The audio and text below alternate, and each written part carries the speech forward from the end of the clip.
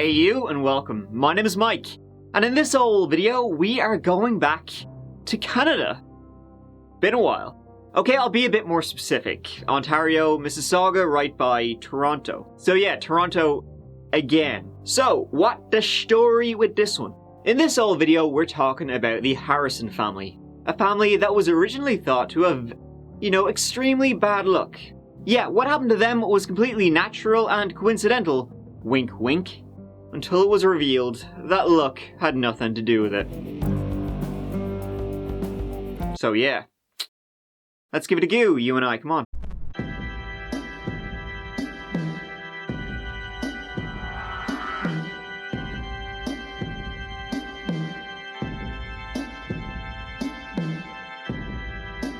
It's like that old saying, fool me once, shame on you, fool me twice, shame on me, fool me 3 times.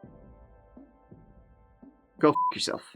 That's what happened to the Harrisons, right? When tragedy, followed, you guessed it. It's like their house was haunted. And it was. But not by ghosts.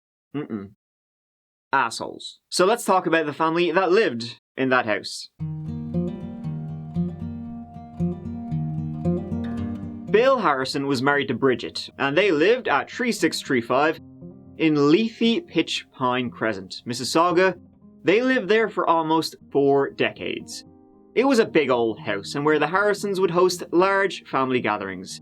They were the gregarious type. Bill had met Bridget in the 60s. They fell in love at a performing arts theatre. They dated throughout the 60s and married in 1969. Bill worked in management, Bridget in education. Bill and Bridget were unable to have kids naturally, and so in 1973, they adopted Caleb at 6 months old. They were a very happy family by all accounts. Caleb could be a handful, but he was loved. Bridget would go toe-to-toe with him, while Bill was a cool and calm presence in the house. After school, Caleb would go on to work in shipping and receiving, and it was at a warehouse in the year 2000, if you can believe it, that he would meet his future wife, Melissa Merritt. Melissa was 19. She worked behind a desk at the warehouse and grew up surrounded by law enforcement.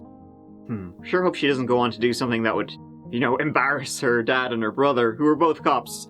Because, that'd really be a shame. So, Caleb and Melissa, they hit it off, right off the bat. And within a few months, they were ready to settle down now, lads, and start cranking up the old family production line. And believe it or not, they did. In 2003, they were married with children living in Georgetown, not far from the Harrison home. Bill and Bridget became doting grandparents to the growing family. However, like all good stories, this is where the bad story begins. The relationship became strained and fractured. Caleb, maybe he liked a few too many sups. Money was always an issue. Melissa was a drama queen, and this continued to, escalate and escalate until the year 2005 came along, and, well, enough is enough, and they took the relationship out and put one in the back of the head.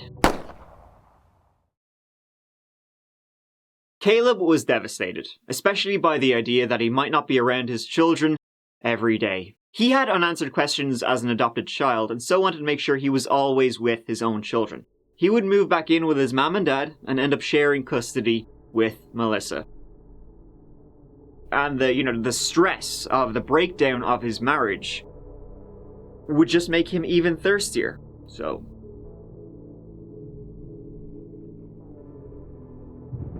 that ended in tragedy when one night he drove home drunk from the pub in 2005 and ploughed straight into a taxi.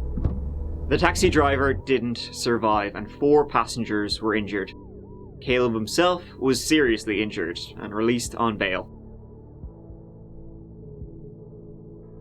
Now, over the next few weeks, Melissa would report to the police that she was just having a home invasion, and that she had even been attacked in her own backyard.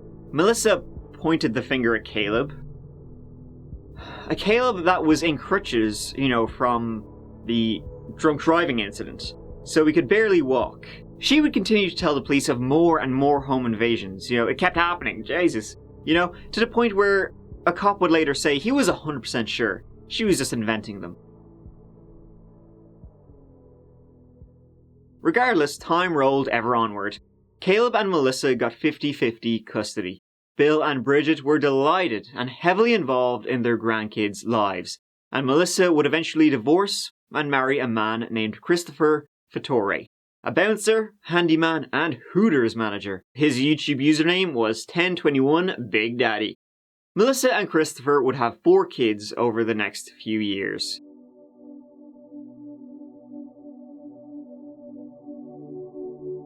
On April 16, 2009, Bridget was returning home late from work, arriving back around 9 p.m.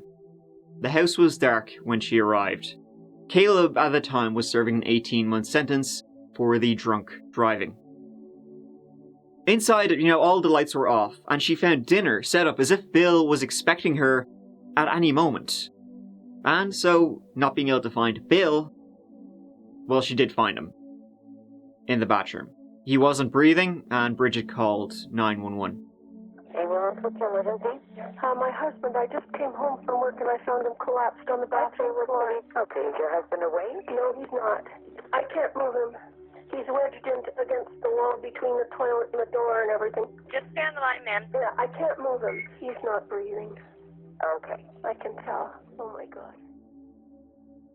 The paramedics arrived, but there was nothing they could do. Bridget had some thoughts about the scene. Well, why was the house dark? The lights were all off. The bathroom door, it was locked. She had to jimmy the door open. The pathologist noticed some abrasions on Bill's neck, thin red marks across his throat, a bruise on his head, a fractured sternum. In the end, it was reported as a natural death. They wrote down, basically, his heart said, fuck it, I'm out, and was done. Even though they found, during the autopsy, nothing wrong with his heart at all. Now, some weird things there, but I guess, as weird as it was, hindsight is always 20/20. But there's no excuses for what follows. See, this is where the weirdness begins, and you'll probably have a pretty incredulous face on pretty soon. Let me see that shocked face. When a year later, the same thing happened again. On the 21st of April, 2010, Bridget's 8-year-old grandson walked into the house from school and found Bridget lying at the bottom of the stairs. He ran to the next door neighbour, and paramedics would, once again, say there was nothing to be done. Caleb rushed home from work. He had been out of prison for a few months now, released early for good behaviour. At first it looked like... what it looked like. She had fallen down the stairs and broken her neck. However, red flags are waving once again. She wasn't lying like she had fallen down the stairs. She was lying on her back with her head on her arm, on the stairs. She had bruising on her neck. She had injuries unexplainable. And this was ruled a suspicious death. However, this too was flawed when the Homicide Bureau didn't take the case, too seriously. This would be shocking, to say the least, when you look at, what was going on at the time of Bridget's death. In the years leading up to Bridget's death, and Bill's the year before, Melissa, crazy Melissa, was intensifying her attacks and claims against Caleb. She was not happy the judge ruled for a 50-50 custody split. She made 5 unsubstantiated claims that either Caleb or Bill or Bridget had beaten the children. Upon investigating, the police found these claims to be complete bullshit. And not only that, they found that Melissa had been coaching the kids to say things. She would prevent the Harrisons from seeing the children all the time. And when Caleb went away in 2009 to serve a prison sentence for that drunk driving incident, Bill and Bridget were essentially then given his share of the custody. That just ramped up Melissa's determination. See, this time Melissa and Chris ran away with the kids. They did this the day Bill died. Bridget, with Caleb still in prison, she gained temporary sole custody of the children, which led police to issue an arrest warrant for Melissa. Melissa and Chris were then on the run with the children she was supposed to share with the Harrisons, and her own kids.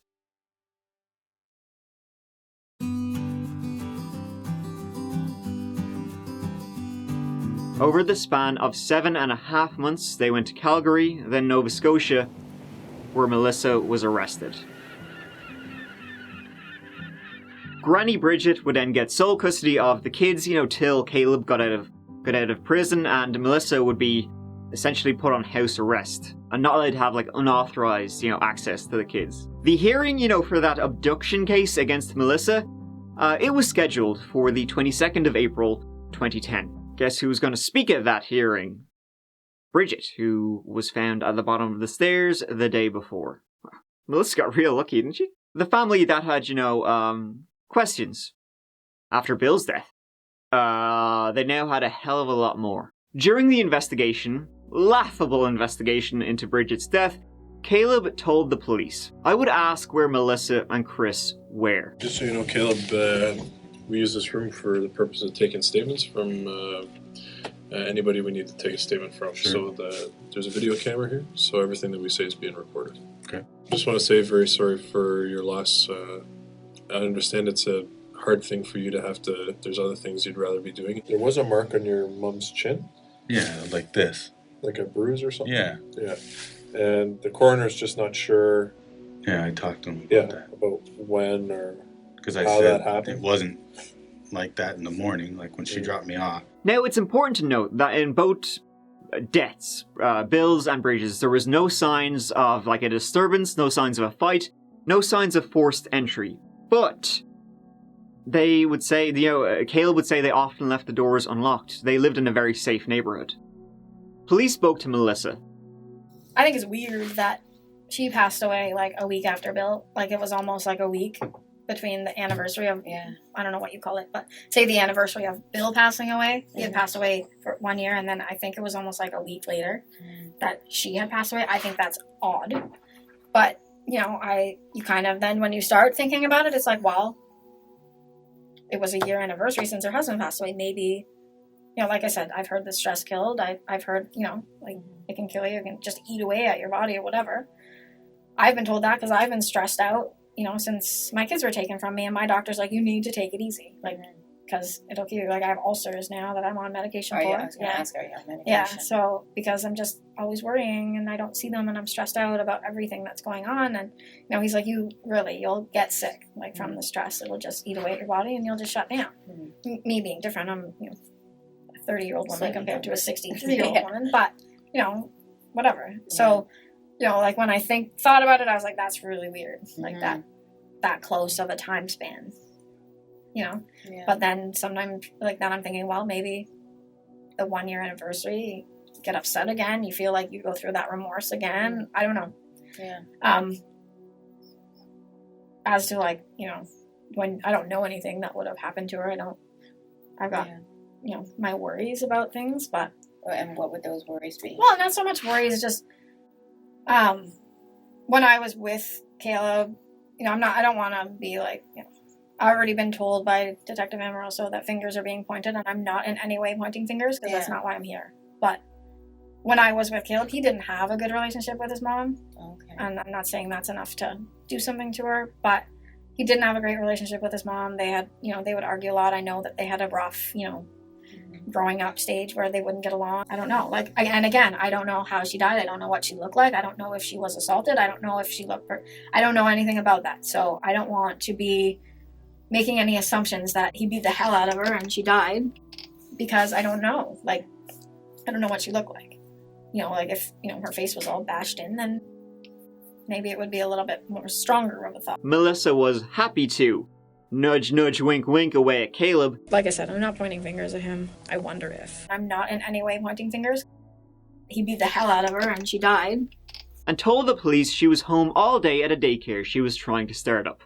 Police also spoke with Chris, who said he was running errands all day. Now, Caleb actually became the first suspect into Bridget's death, as he would have the most to gain from, his parents dying, which was essentially just completely out of this world. When friends and family were that's ridiculous. So, the investigation into Bridget's death. Well, it lasted a whole 2 weeks before the police officers were reassigned. Case closed.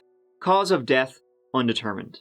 So yeah, the whole thing was kind of weird and full of contradictions, and ended up going nowhere. And one more person would die in that house.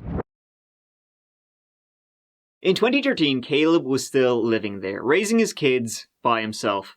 Melissa would have the kids every second weekend. This went up to temporary shared custody, but as the summer went on, she filed for permanent shared custody. Caleb wasn't too keen on that since she ran away with them last time. And on the 23rd of August 2013, Caleb didn't show up for work. A co-worker popped by, and inside Caleb's bedroom they found him in bed under the sheets. He was ice cold.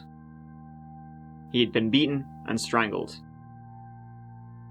This time it was determined right away to be foul play. Finally. Only took 3 times in 4 years to be not ruled a coincidence. He also died the day before that temporary shared custody with Melissa was due to end. People just have like a weird habit of dying when something to do with the kids the Harrisons shared with Melissa, something new with them happens. Maybe the kids are cursed? Police spoke once again with Melissa, who said she saw Caleb at their daughter's baseball game the night before. She then took the kids and they got pita breads.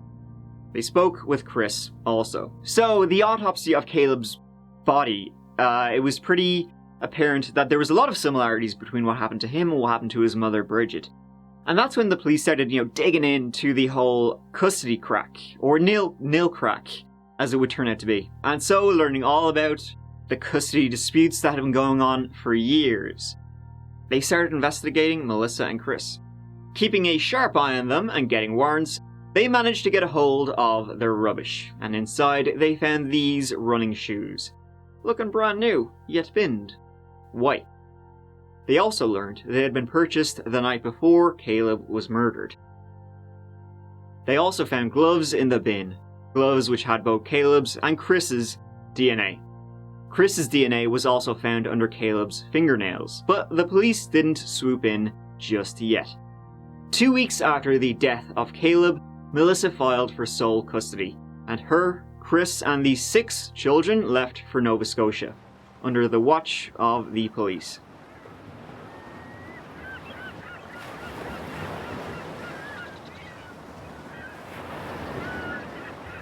Under their... listen? Also, as the police bugged their home. Chris and Melissa wanted to start again, as demonstrated by this blog, A Day in the Life of Chris Fattore. It's very boring. And 2 months after the last entry in January 2014, police felt like they had enough. This morning, Tuesday, January 28th, at approximately 10 a.m. local time in Nova Scotia, the Peel Regional Police Homicide Investigators, working with investigators of the Royal Canadian Mounted Police in Nova Scotia and the Halifax Regional Police, attended an address near Bridgewater, Nova Scotia, and arrested and charged 2 people. The first, Miss Melissa Irene Merritt, aged 33 years, and her common-law husband, Mr. Christopher Fiore Fattore, aged 36 years. They have been charged jointly with 2 counts of first-degree murder for the deaths of Bridget and Caleb Harrison. Both of these parties lived in Ontario prior to moving to Nova Scotia shortly after Caleb Harrison's death. They will be appearing in court in Halifax tomorrow morning, where they will be remanded until Friday, January 31st, at which time both will be returned to Brampton for appearance in court here. Chris, during a 13-hour-long interview, confessed. I'm here today in this room because of facts. Okay, facts have led us here together. What are you thinking? I don't know. Mine's gone everywhere. Thinking about Melissa, I'm thinking about my kids. I didn't like Caleb Harrison. I didn't like the way you treated my kids. I didn't like hearing all the horrific stories. It was an awful family. They treated the children like shit. And I and Melissa had to live with it every day, and I couldn't watch Melissa's attitude and how sorry she was for everything that was going on. And I'm telling you right now that Melissa Merritt did not know anything until after it was done. What did you do?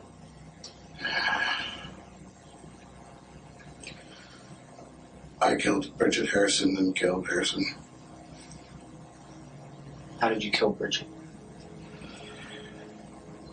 I knocked on her door. She opened the door. I pretended to have a letter to give to the children. She refused the letter, so I then forced my way into the house and I attacked her.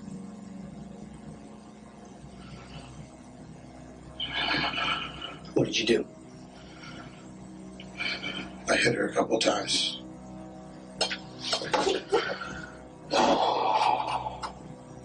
I then proceeded to squeeze her neck.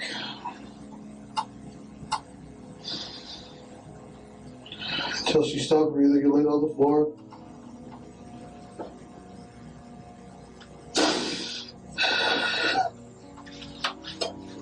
I never meant to find him. I never meant to find her. That's not the plan. That's not what I wanted. I figured that someone would come home or Caleb would come home and find her. I didn't expect for to come to the house. I didn't think that was going to happen. I know that. And as for Caleb, I snuck out in the middle of the night. Melissa had no idea.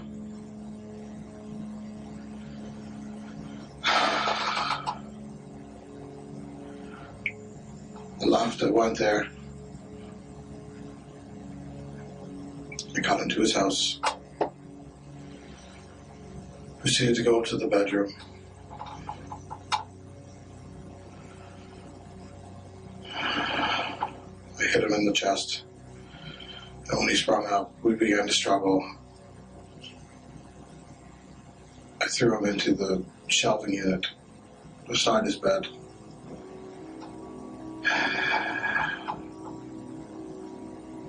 He tried to bribe me with money. I didn't speak to him. I just knocked him to the ground and I proceeded to choke him.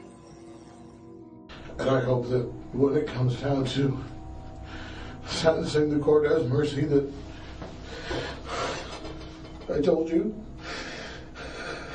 It takes the fact that I have children. And that I'm very sorry for what I did. We've talked about Caleb. We've talked about Bridget. Yes. I gotta ask about Bill. Bill, I know nothing about Bill. Okay. I will say that from the bottom of my heart.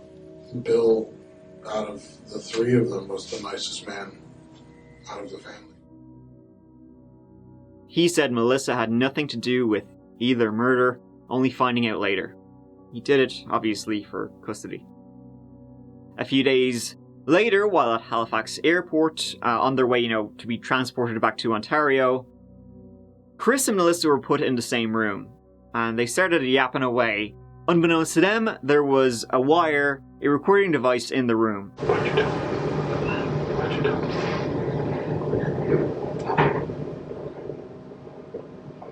I'm taking it. To get you closer. To get you accessory. Reads like a bad movie script. Murder charges tonight in the case of a Mississauga mother and son who died years apart in their own home. Now, the son's ex-wife and her new common-law husband stand accused of those murders. Both deaths happened inside this home here at 3635 Pitch Pine Crescent. And the case took an even more sinister turn today, because while Caleb Harrison's death last summer was quickly deemed a homicide, his mother Bridget's death in 2010 was only considered suspicious until now. They've annihilated an entire family.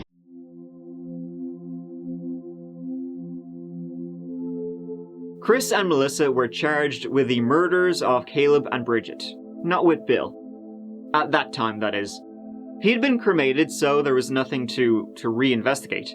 But 2 years later, the autopsy report would be re-examined, and Chris would be charged with second-degree murder for Bill's death. On their laptop, they found such interesting searches as, "How long does it take to die from choking?" How long does it take for a person being strangled to pass out?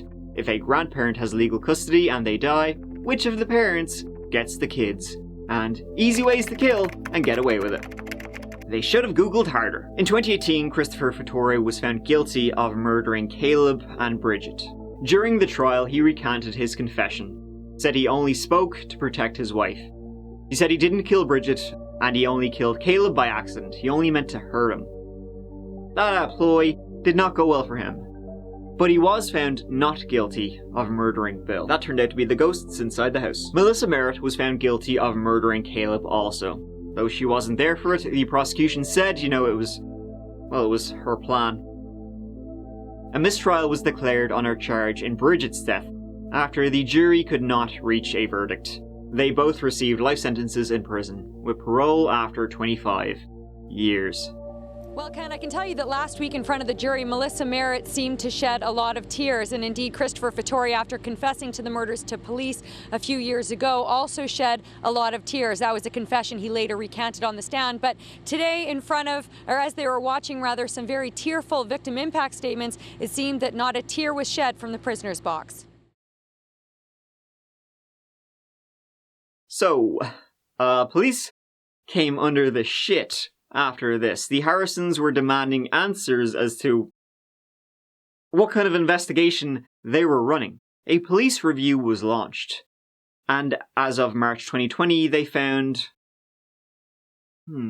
nothing. Though in August 2020, 2 officers admitted to neglect of duty in the death of Bridget Harrison. So there. Crazy story of an entire family being murdered in nearly the same way over 4 years. Bizarre. Good luck to whoever lives there now. Not for $1 million, this guy. No. To end, though, I should say that Melissa and Chris, they ended up divorcing in prison. Boo-hoo, Melissa, though, she found love again at the Grand Valley Institution for Women. She married a fellow inmate. Chris, getting jelly, he posted this ad on Canadian Inmates Connect. Hey, thanks for checking out my profile. What can I say? Well, you're in prison for killing 2 people, so kinda hard to get past that, but what an icebreaker. I killed 2 people, what can I say? I'm an easygoing and down-to-earth guy. Friends and family describe me as fun and caring. Just a big teddy bear. No, they don't, liar. I enjoy drawing and painting, staying fit and working out. But cooking is my heart and home, my favourite way to share and bring family and friends together. 2 things you're not going to be able to do for quite some time there, Chris. Football and the outdoors are great passions of mine. Again, Chris, that's off the table. And I love music, especially rock and country. I'm on this site to find someone I can connect with. Someone open-minded. Very open-minded, I imagine. And mature, with a light-hearted, youthful side. Someone with a great sense of humour who doesn't mind being silly and having fun. I mean, ladies, if you're that desperate, what about Cheetos Guy? Mr. Tummy Tattoo? Or Cuddles?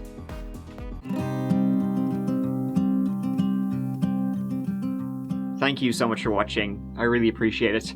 I will see you as always in the next one, which will be real soon. So there you go. Take care of yourselves. Mike out.